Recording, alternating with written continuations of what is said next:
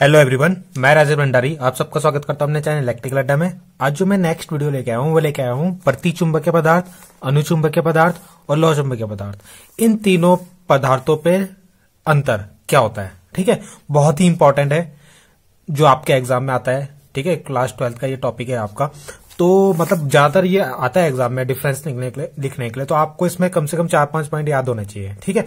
तो मैं आपको इसमें समझाता हूं कुछ पॉइंट, ठीक। तो पहले हम ये समझेंगे कि प्रतिचुंबकीय पदार्थ, अनुचुंबकीय पदार्थ और लौह चुंबकीय पदार्थ होते कौन से हैं, ठीक है। तो पहला पॉइंट यही है कि जो प्रतिचुंबकीय पदार्थ होते हैं वो चुंबकीय क्षेत्र द्वारा प्रतिकर्षित होते हैं। यानी ऐसे पदार्थ जो किसी चुंबक के सामने अगर आप उसको लाओगे ना तो उसमें क्या होगा, प्रतिकर्षण होगा, ठीक। आपको आकर्षण और प्रतिकर्षण तो पता ही होगा, यानी एक दूसरे से दूर हटेंगे, तो उसको बोलते हैं हम प्रतिचुंबकीय पदार्थ, यानी डायमैग्नेटिक सब्सटेंस। जैसे मान लो ये कोई मैग्नेट है और ये इसका चुंबकीय क्षेत्र है, इसके सामने आपने किसी चुंबकीय पदार्थ, प्रतिचुंबकीय पदार्थ जैसे एंटीमनी, सोना, तांबा, चांदी, इनमें से कोई भी एक लेके आ गए यहाँ पे, तो इनके बीच में क्या होगा, प्रतिकर्षण, यानी एक दूसरे से दूर हटेंगे। जबकि अनुचुंबकीय पदार्थ में क्या होता है, अगर आप इसके सामने कोई अनुचुंबकीय पदार्थ यानी जैसे एल्यूमिनियम, मैग्नीज या क्रोमियम लेके आते हो तो उनके बीच में थोड़ा बहुत क्या होगा, आकर्षण होगा। यहाँ पे प्रतिकर्षण होता था, यहाँ पे आकर्षण होगा, यानी थोड़ा बहुत आकर्षित होंगे। आपने देखा भी होगा, अगर आप किसी एल्यूमिनियम को किसी चुंबक के पार लाओगे तो थोड़ा बहुत उनके बीच में क्या होता है, अट्रैक्शन होता है, यानी आकर्षण होता है, ठीक है। तो उन्हें बोलते हैं हम अनुचुंबकीय पदार्थ। फिर अगला आता है लौह चुंबकीय पदार्थ। लौह चुंबकीय पदार्थ वो होते हैं जो बहुत ज्यादा आकर्षित होते हैं, ठीक है। जैसे आपने किसी चुंबक के सामने लोहे को ला दो तो वो क्या करता है, उसको बहुत ज्यादा आकर्षित करता है, ठीक है। तो यहाँ पे क्या होता है, प्रबल रूप से आकर्षित होता है। जैसे आयरन, कोबाल्ट, निकल, ये सब क्या होते हैं, ज्यादा बहुत तेजी से क्या होते हैं, आकर्षित होते हैं चुंबकीय क्षेत्र द्वारा, ठीक है।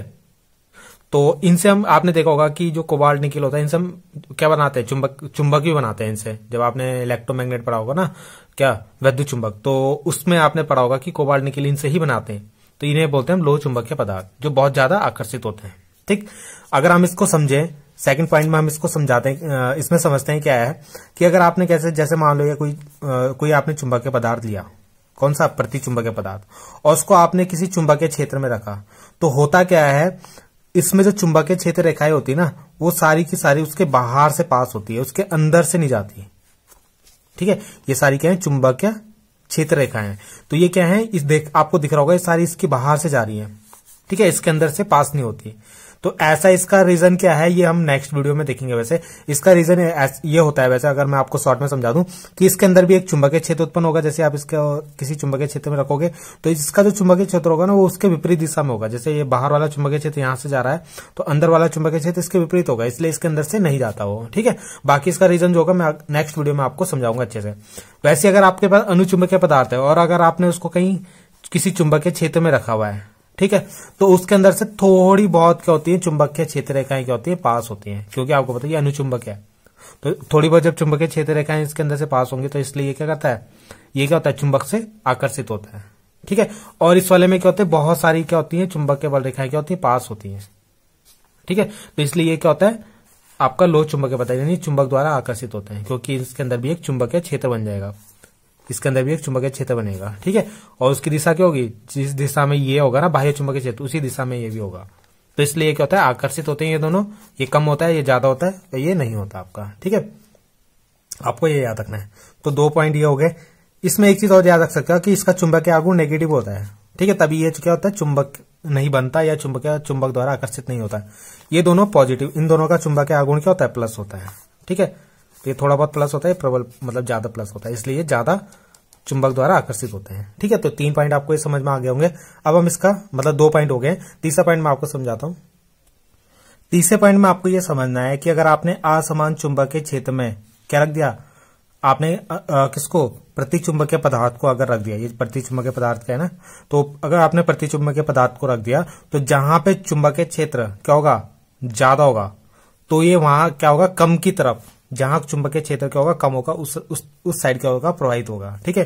तो असमान चुंबकीय क्षेत्र में यह पदार्थ कम तीव्रता वाले भाग की ओर क्या होता है, आकर्षित, जहां चुंबकीय क्षेत्र क्या होगा, कम होगा, उस साइड आकर्षित होगा। अब इसको एक एग्जांपल से समझते हैं। जैसे मान लो आपने एक बर्तन लिया, उसके अंदर कोई क्या रख दिया, अनुचुंबकीय नहीं, प्रतिचुंबकीय पदार्थ रख दिया, क्या रख दिया, प्रतिचुंबकीय पदार्थ, यानी डायमैग्नेटिक मटेरियल रख दिया। जैसे पानी रख दिया सपोज आपने, वो भी ये क्या हो गया, एक डायमैग्नेटिक, क्योंकि वो पानी चुंबक द्वारा आकर्षित नहीं होता। तो होगा क्या, जैसे मान लो ये चुंबक अगर ये पास पास है, तो यहाँ पे चुंबकीय क्षेत्र क्या होगा, ज्यादा होगा। ठीक है, तो ये क्या करेगा, किस साइड जाएगा, जहां चुंबकीय क्षेत्र की वैल्यू क्या होगी, कम होगी। ठीक, तो ये क्या होगा, उस साइड चले जाएगा जहां चुंबकीय क्षेत्र की क्या होगी, वैल्यू कम होगी। सॉरी, मैंने एक मिनट, इसमें ना एक डायग्राम और बनाता हूं। जैसे ये चुंबकीय, यहाँ पे चुंबकीय क्षेत्र, ये जो मैग्नेट लिए हैं मैंने पास पास लिए हैं। ठीक है, ये पास पास लिए हैं। तो यहाँ पे जो अगर आप पानी को देखोगे ना तो वो किस तरीके से हो जाएगा, वो कुछ इस तरीके से हो जाएगा, क्योंकि यहाँ पे चुंबकीय क्षेत्र का मान क्या होगा, ज्यादा होगा। क्योंकि यहाँ पे आपने मैग्नेट को पास पास रख दिया ना, तो यहाँ पे क्या होगा, यहाँ पे चुंबकीय क्षेत्र ज्यादा है, तो आपने पढ़ा है कि यहाँ पे क्या होगा, पदार्थ जो होगा कम तीव्रता, जहां पे यानी चुंबकीय क्षेत्र की वैल्यू कम होगी, उस साइड प्रवाहित हो जाएगा, उस साइड चला जाएगा। तो इधर को क्या होगा, चुंबकीय क्षेत्र कम होगा, तो ये क्या हो गया, इसलिए ऐसे इधर को चला गया। ठीक है, और जहां पे चुंबकीय क्षेत्र ज्यादा है वहां पे नीचे आ गया, देखो हो गया ना, यहाँ पे बीच में चुंबकीय क्षेत्र का मान ज्यादा है क्योंकि पास पास है ना, तो इसलिए यहाँ पे नीचे और किनारों पे क्या हो गया, ऊपर उड़ गया।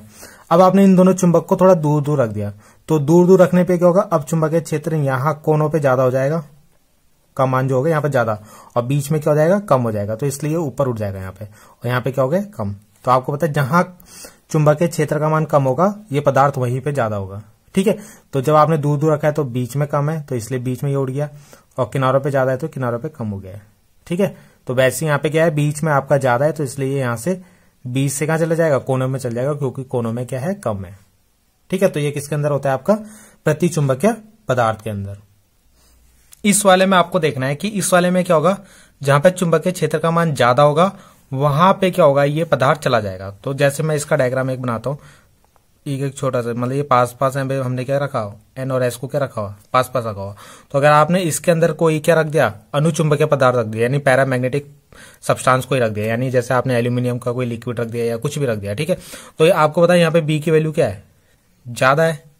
ठीक है, तो ये क्या मैंने क्या बताया, पदार्थ अधिक तीव्रता वाले भाग की ओर, तो अधिक तीव्रता कहाँ है, बी की वैल्यू यहाँ पे ज्यादा है ना, तो ये क्या होगा, यहाँ पे उड़ जाएगा आपका, और किनारों पे क्या होगा, यहाँ पे कम है, तो इसलिए यहाँ पे क्या हो गया, नीचे हो गया। जबकि आपने देखा था यहाँ पे बीच में जब ज्यादा था तो यहाँ पे नीचे उड़ गया था, इसमें बीच में ज्यादा है तो यहाँ पे ऊपर उड़ गया। ठीक है, और इसी का उल्टा क्या हो जाएगा, जब आप इनको दूर दूर रख दोगे, तो दूर दूर रखोगे तो अब चुंबकीय क्षेत्र का मान कहाँ है, ज्यादा है, यहाँ ज्यादा है।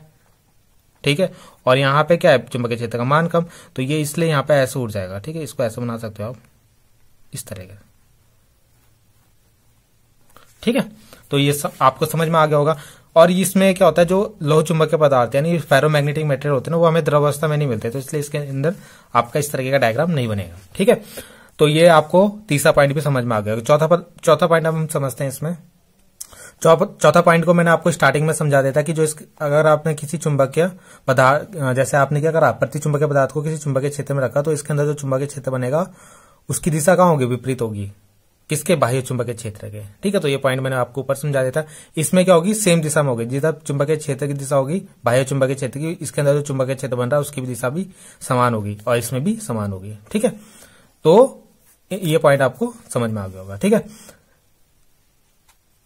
और पांचवा पॉइंट क्या है, इस प्रकार के पदार्थों में कुल चुंबकीय आघूर्ण शून्य होता है। यानी जो इस आपको बताइए, चुंबक तो बनता नहीं है, नहीं इसके अंदर क्या होता है, चुंबक का कोई प्रभाव पड़ता है, तो यहाँ पे क्या होगा, चुंबकीय आघूर्ण शून्य होता है। ठीक है, इसका भी शून्य होता है, इसका भी शून्य होता है। ये कुल की बात कर रहे हैं।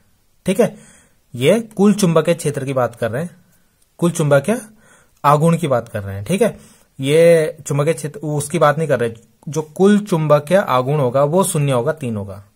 अब ये जो रीजन है, ये मैं अगली वीडियो में आपको क्या करूंगा, अच्छे से समझाऊंगा आपको। ठीक है, मगर इसके अंदर क्या होता है, आपका चुंबकीय आघूर्ण प्रेजेंट रहता है, नहीं स्थायी चुंबकीय आघूर्ण मिलता है इसके अंदर, स्थायी चुंबकीय आघूर्ण इसके अंदर होता है, और इसके अंदर भी होता है आपका। ठीक है, मगर अगर कुल की बात करेगा तो वो 0 हो जाएगा। अब ये 0 क्यों होता है, ये नेक्स्ट वीडियो में आपको अच्छे से समझा दूंगा मैं आपको। ठीक है, मगर इसके अंदर क्या होता है, इस वाले में और इस वाले में क्या होता है, स्थायी चुंबकीय आघूर्ण आपको उपस्थित होता है, मगर कुल चुंबकीय आघूर्ण क्या होता है, शून्य होता है। ठीक है, अगला पॉइंट इसमें है कि जो प्रतिचुंबकीय पदार्थ होते हैं ना, वो क्यूरी के नियम को क्या करते हैं, पालन नहीं करते, जबकि ये दोनों क्या करते हैं, क्यूरी के नियम का पालन करते हैं। अब क्यूरी का नियम क्या है कि जो चुंबकीय प्रवृत्ति होती है, यानी जाई, ठीक है, यानी आपका जो क्या होती है, क्या मैग्नेटिक ससेप्टिबिलिटी होती है, यानी चुंबकीय प्रवृत्ति, वो तापमान के क्या होती है, व्युत्क्रमानुपाती होती है। इसका मतलब क्या है, जैसे जैसे आप तापमान बढ़ाओगे ना, इसकी जो चुंबकीय प्रवृत्ति है वो कम होती रहेगी। यानी अगर आपने प्रति चुंबकीय पदार्थ है, अगर आपने वहां पे तापमान अगर बढ़ाया तो यानी ये जो इसको चुंबक आकर्षित कर रहा था या ये चुंबक बनने की जो कोशिश कर रहा था वो भी क्या हो जाएगा, कम हो जाएगा। चुंबकीय प्रवृत्ति का मतलब होता है कि कोई पदार्थ कितना चुंबक बन सकता है। ठीक है, तो अगर तापमान बढ़ाओगे तो क्या होगा, ये क्या होगा, चुंबक नहीं बनेगा। तो ये इस नियम का पालन नहीं करता। क्यूरी का नियम है कि अगर आप तापमान बढ़ा रहे हो तो उसकी चुंबकीय प्रवृत्ति क्या होती है, कम होती है। तो ये इस नियम को पालन नहीं करता। ठीक है, जबकि ये दोनों करते हैं। यहां पे अगर आपने क्या करा होगा, अगर आपने यहाँ पे तापमान बढ़ाया है, ठीक है, इसको ऐसे बनाते हैं, तो अगर आपने तापमान बढ़ाओगे तो इसकी चुंबकीय प्रवृत्ति क्या होती है, धीरे धीरे कम होती है। यानी ये चुंबक बनना धीरे धीरे कम हो जाएगा, इसके अंदर चुंबक बनना धीरे धीरे कम हो जाएगा अगर आपने तापमान बढ़ा दिया। ये आपको पता भी है कि कोई चुंबक होगा, अगर आपने उसका तापमान बढ़ा दिया तो उसके अंदर जो चुंबकीय गुण होता है वो खत्म होता है, धीरे धीरे खत्म होने लग जाता है। ठीक है, तो ये क्यूरी के नियम का पालन करता है। और ये भी अगर आपने क्या करा, लोह चुंबकीय पदार्थ का तापमान बढ़ा दिया तो फिर से अनुचुंबकीय बन जाता है, यानी ये दोबारा अनुचुंबकीय बन जाएगा। ठीक है, क्योंकि धीरे धीरे उसके अंदर चुंबकीय गुण क्या हो जाएगा, कम हो जाएगा। तो कम किसके अंदर होता है, अनुचुंबक के अंदर। ठीक है, तो ये पॉइंट आपको समझ में आना चाहिए। तो ये क्यूरी के नियम का पालन नहीं करता, ये दोनों पालन करते हैं। यानी तापमान बढ़ाओगे तो जो चुंबकीय प्रवृत्ति होती है वो धीरे धीरे घटती है। ठीक है, इसके अंदर तो चुंबकीय गुण होता नहीं है, तो इसलिए क्यूरी के नियम का पालन नहीं करेगा। चुंबक नहीं होता, चुंबक नहीं बनता ना, ठीक है, तो इसलिए इसका नियम का पालन भी नहीं करेगा। इनके अंदर तो चुंबकीय गुण होता है, तो जैसे तापमान बढ़ाओगे चुंबकीय गुण की चुंबकीय प्रवृत्ति जो होती है धीरे धीरे कम हो जाती है। बाकी इसको आप ग्राफ से भी समझ सकते हो, क्योंकि आपको देखो इसमें ग्राफ है जाई और टेम्परेचर के बीच में। तो इसमें क्या होता है, ये नियत होता है, यानी इसके अंदर जो चुंबकीय गुण है वो नियत ही है। मतलब आपने पढ़ा है कि क्या होता है, इसके अंदर चुंबकीय गुण होता ही नहीं है, क्योंकि इसके अंदर चुंबकीय बल रेखा ही पास नहीं होती, यानी इसके अंदर चुंबकीय क्षेत्र बनता है और विपरीत दिशा में बनता है। तो ये यानी ये क्या होगा, इसके अंदर जो चुंबकीय गुण होगा वो नियत रहेगा। ठीक है, इसमें क्या होगा, जैसे तापमान बढ़ाओगे तो ये चुंबकीय प्रवृत्ति है धीरे धीरे क्या होती है, घटती है। देखो नीचे की तरफ बन रहा है ना ग्राफ, जैसे आप तापमान बढ़ा रहे हो, यहां से तापमान बढ़ा रहे हो तो चुंबकीय प्रवृत्ति जो है धीरे धीरे कम हो रही है यहाँ पे आपकी। ठीक है, इस वाले में क्या होता है, इस वाले में भी जैसे जैसे तापमान बढ़ा रहे हो चुंबकीय प्रवृत्ति की और ये धीरे धीरे कम हो रही है। और एक पॉइंट ऐसा आता है, यानी जो टीसी है, जहां पे क्या होता है, ये अनुचुंबकीय पदार्थ से किस में बदल जाता है, नहीं, लोह चुंबकीय पदार्थ से अनुचुंबकीय पदार्थ में ये बदल जाता है। अभी हमने पढ़ा ना कि अगर आपने इसका तापमान बढ़ाया तो ये लोह से अनुचुंबकीय बन जाता है। तो यही तापमान है जब आप क्या करते हो, इसी तापमान में क्या होता है, लोह से अनुचुंबकीय में बदल जाता है। ठीक है, तो ये पॉइंट भी आपको समझ में आ गया होगा। 8th पॉइंट तो सिंपल ही है, अगर आपने किसी मैग्नेट के बीच में प्रतिचुंबकीय पदार्थ को रख दिया तो वो क्या हो जाता है, हमेशा कैसा हो जाता है, उसके बीच में किस दिशा में आ जाएगा, लंबवत दिशा में आ जाएगा। ठीक है, और लंबवत दिशा में जब आएगा तो ये एक साइड एन है तो इस साइड एन ही बनेगा, इधर एस है तो ये भी एस होगा। इस वाले में क्या होता है, अगर आपका अनुचुंबकीय पदार्थ क्या हो जाता है, समांतर हो जाता है दोनों में।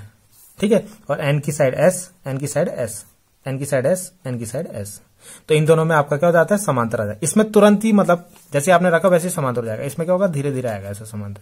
ठीक है, तो ये पॉइंट आपको याद रखना है। तो ये कुछ पॉइंट मैंने आपको समझाए, तो आई होप आपको समझ में आया होगा, इनके बीच में डिफरेंस भी समझ में आया होगा। Thank you.